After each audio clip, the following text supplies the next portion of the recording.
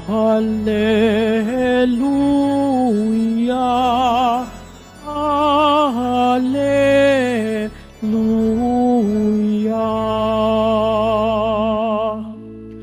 Mapalad ang sumusunod sa salitang buhat sa Diyos at namumuhay ng angkop. Hallelujah, Hallelujah, Hallelujah,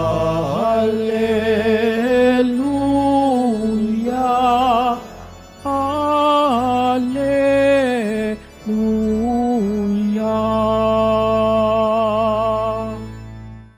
Sumainyo ang Panginoon. At sumayo rin. Ang mabuting balita ng Panginoon ayon kay San Lucas. Papuri sa iyo, Panginoon. Noong panahong iyon, dumating ang ina at mga kapatid ni Jesus, ngunit hindi sila makalapit dahil sa dami ng tao. May nagsabi sa kanya, "Nasa labas po ang inyong ina at mga kapatid. Ibig nilang makipagkita sa inyo." Ngunit sinabi ni Jesus, ang mga nakikinig ng salita ng Diyos at tumutupad nito, ang siya kong ina at mga kapatid. Ang mabuting balita ng Panginoon. Pinupuri ka namin, Panginoong Heso Kristo. Magsiupo muna tayong lahat. Magandang tanghali po sa inyong lahat. Pwede bang batiin ng katabi ng magandang tanghali? Isang katangian po natin bilang mga Pilipino ay ang pagbibigay po natin ng kahalagahan sa pamilya. Kahapon nga po, di ba? Tayo ay pinauwi ng maagang ilan sa atin ng 3:00 ng hapon para magsalo-salo ang buong pamilya sa hapunan. Dahil mahalaga po sa atin ang pamilya. Ang araw ng linggo ay hindi lamang araw na inilalaan natin para sa Diyos, bagkus binibigyan din natin ng oras na ilaan ito para sa ating pamilya. Mahalaga po sa atin ang pamilya. Kaya nga minsan, kahit na tayo ay gumagawa na ng ating pamilya, nakatira pa rin tayo doon sa ating nanay at tatay. Mahalaga ang pamilya. Pero saan po ba nasusukat ang pagiging magkakapamilya?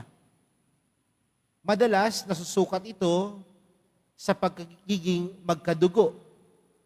You are biologically connected. You are biologically related. Diba? Kapag sinabing kamag-anak ko yan, ibig sabihin, kapamilya ko yan, kadugo ko yan. Pero meron din naman sa panahon natin ngayon, kapag ang isang tao ay nagtatagumpay sa kanyang larangan, marami din siya nagiging kamag-anak at kapamilya. Kapag ang tao ay sumisikat, lahat na lang kamag-anak niya. Lahat na lang related sa kanya. Naalala ko po nung ako po ay bagong pari, tuwan-tuwa ho yung buong pamilya namin.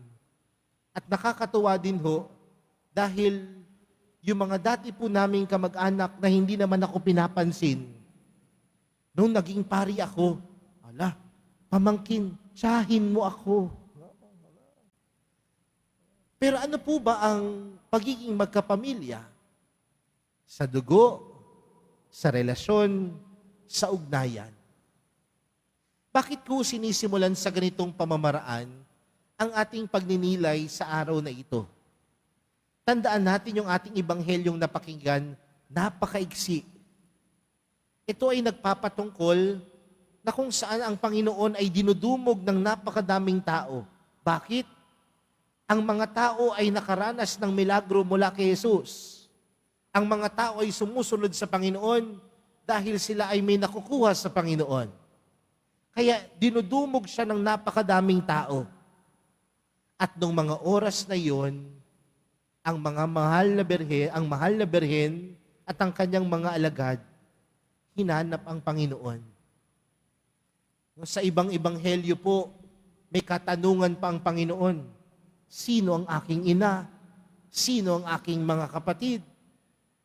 Ngunit sa ebanghelyo po ni San Lucas, napakasimple ng sinabi ng Panginoon. Ang sabi ng Panginoon, ang nakikinig ng salita ng Diyos at tumutupad nito ang siya kong ina at kapatid. Hindi dahil itinatakwil ng mahal na pong Jesus Nazareno ang kanyang ina, pero nagbibigay siya ng napaka-mahalagang mensahe para sa ating lahat.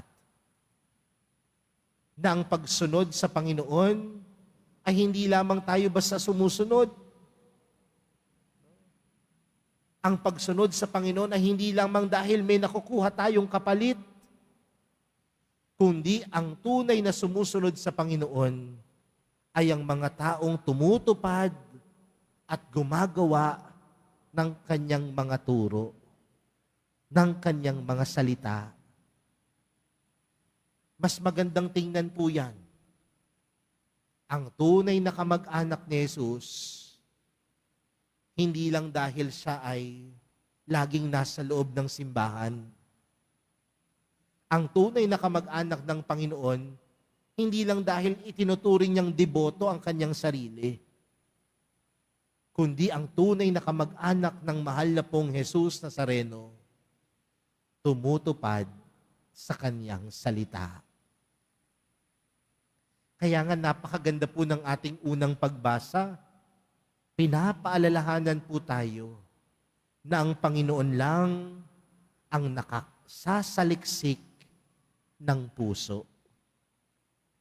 Sa madaling salita, alam ng Panginoon, alam ng mahal na pong Jesus Nazareno ang laman ng puso ng bawat isa. Pwedeng sa harapan ng ibang tao, deboto ka. Pwedeng sa harapan ng ibang tao, banal ka. Pero pagdating sa Panginoon, wala kang maitatago. Dahil kung tutuusin, sa isang pamilya, wala naman talagang pwedeng maitago. Kaya mga kapatid, sa araw na ito, yan ho ang panawagan para sa ating lahat. Huwag lang nating harangin na tayo ay maging tagasunod ng Panginoon. Ngunit asamin at hangarin din natin na ang bawat isa sa atin maging kamag-anak ni Jesus. Maging kapatid ni Jesus. Dahil ang bawat isa sa atin marunong tumupad sa kanyang turo at mga salita. Sa pagpapatuloy po ng ating banal na misa, ipanalangin natin na tayo bilang mga tagasunod ay hindi lamang maging tagasunod, ngunit maging kamag-anak, kapamilya, kapatid, kapuso ng ating mahal na pong Jesus Nazareno dahil tayo ay tumutupad sa kanyang turo at salita.